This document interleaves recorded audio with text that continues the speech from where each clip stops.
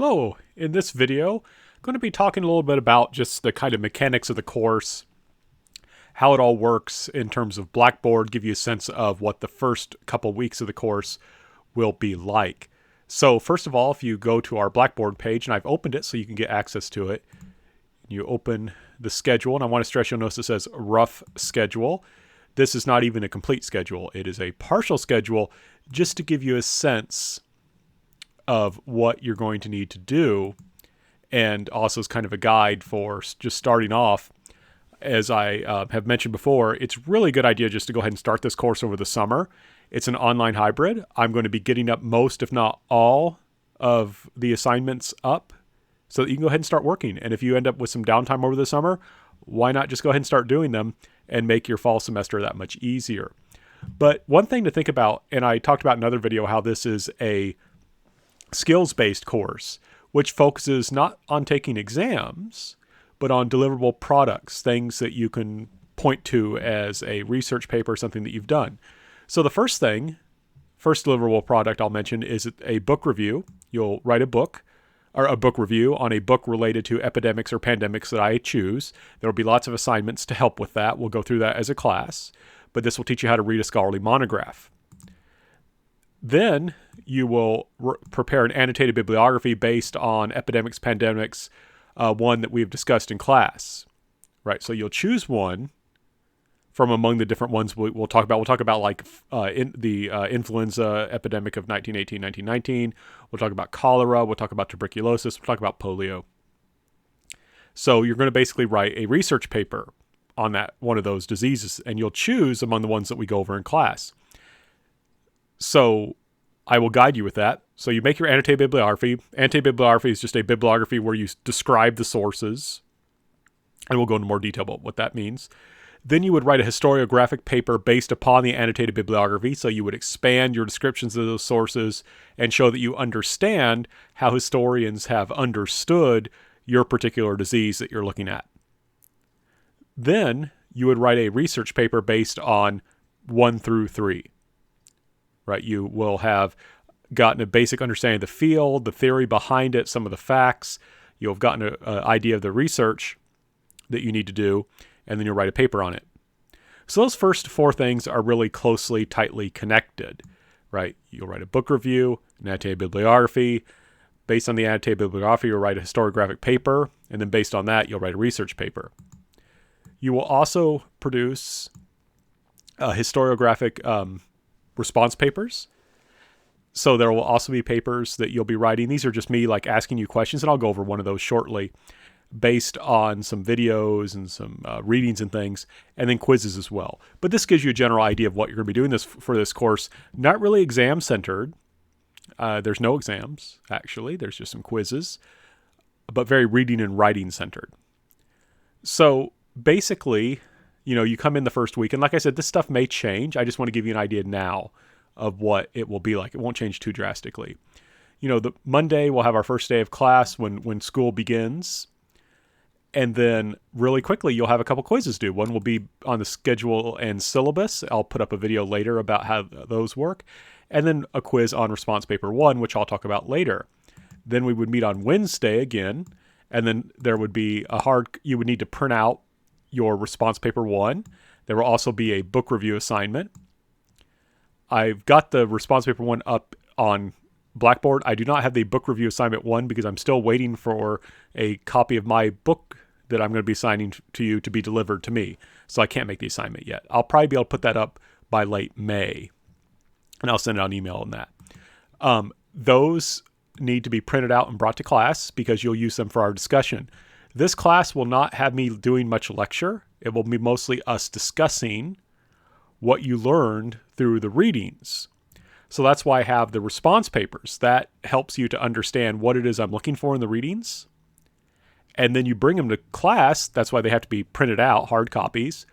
And then we can discuss them. And if you forget something, it's not a big deal because you've got it written there.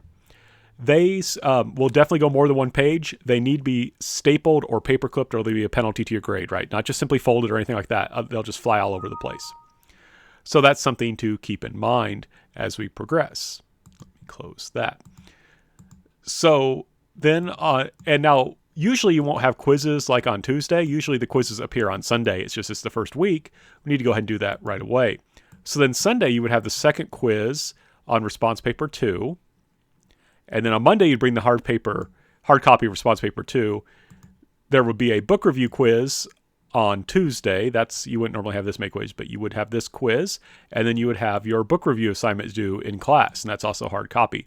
And you notice that's kind of the pattern, right? You have a Sunday quiz and a related response paper.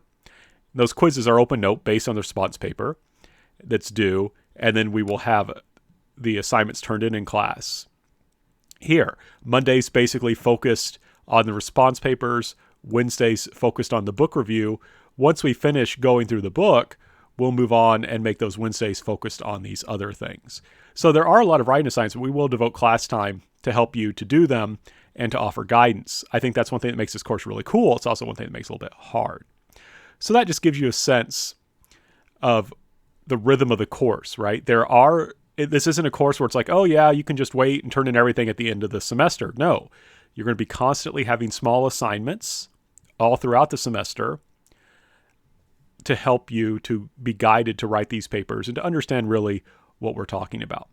But that just gives you just a general idea of the schedule and what that's like. So let's now go back to our Blackboard page. So I mentioned the response papers. You can see the response papers are very important. You're basically going to have one every week. And there's also quizzes based on them. And these are based on reading and watching videos. And I just want to make sure that people actually, A, do the reading and watch the videos, and B, that they do it carefully and that they are getting the kind of information they need to get out of it, right? It's not enough just to watch them. You got to watch them, pay attention to them. So let's look at the response paper. Now, this is a response paper. I'll go ahead and open it up so you can see what it's like. But the response paper, basically, I call it a paper. It's also kind of like a worksheet. You could call it either one. But it'll say this: answer the following questions based on the Introduction to History 201 video. And look, got to go back. There's the Introduction to History 201 video. So you would click on that, watch the video, and as you're watching the video, answer these questions, right? Similarly, early Chinese historiography, that's another video. You would watch this video, and you would answer the questions based on the video. So fairly simple. Now, let's go down. There's also, if we go down here, you can see Born from a Dragon reading. So this is not a video, it's a reading. It's something you read, not something you watch. So if you go here and click on Born from a Dragon, it will bring up the PowerPoint. Now, you'll probably just want to go ahead and download it, which you can do in multiple ways. You click on that. One thing I want to point out, Blackboard hates Safari and it hates some other web browsers.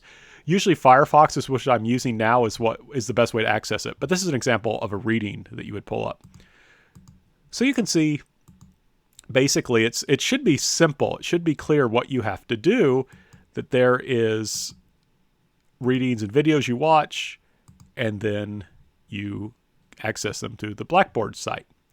That should be clear. It does take a bit of time, right? You have to answer these questions. Some of the questions are very straightforward. Let's see, that they would ask, for example, how is the Gaozu Emperor Lu Bang connected to dragons? Why might that be significant? This one's pretty easy because it will tell a couple stories about him and dragons, but you got to think about this one. So some of these questions are asking you for simple facts. Others are asking for you to think, right? So that is something to note. And to give you another example, there's this one, what are the following questions based on the Cholera Albion Terrace reading? And it's asking you, basically what this does is this gives you Jon Snow, a guy who figures out what causes cholera, basically, writes a letter to the editor complaining about what someone else has written about cholera and challenging them. And so you have to figure out just from that what he's writing against, right? So if Snow's making an argument, but you don't have that other letter, so you have to figure out from what he says what he's writing against. And that requires you to think. So some of the questions are simple factual questions. What was the dynastic cycle? That's a simple factual question. I answer the question in the video. But others are really asking you to think deeply about the subject, and that's what I think makes this course interesting. But that just gives you an idea of how the response papers work. There will also be quizzes. I don't have a quiz up yet, but they'll be here. And I'll add more folders later on as we get going. But the key thing was I wanted to get that first response paper up so people could start working on it, so they could get an idea of what's going on, and just to encourage you to see, okay, this is the kind of stuff I'm going to be posting, to encourage you over summer break to work on it. All right, like I cannot stress this enough. One really nice thing about having classes in the fall like this that are online hybrids, I can get the stuff up early. You can start working on it. You may have some downtime over the summer. If you just spend an hour a day working on the class, think how much less time you'll have to spend on the class in the fall. So I encourage you to start working on it. As always, if you have any questions, let me know. Like I say, this is a rough schedule. I'll get a fuller schedule up later. I'll get more response papers and videos up. I'll get more quizzes up. This might change a bit how this is set up, but it should still be very clear. And as always, if you have any questions, just shoot me an email. So good luck and have a good day.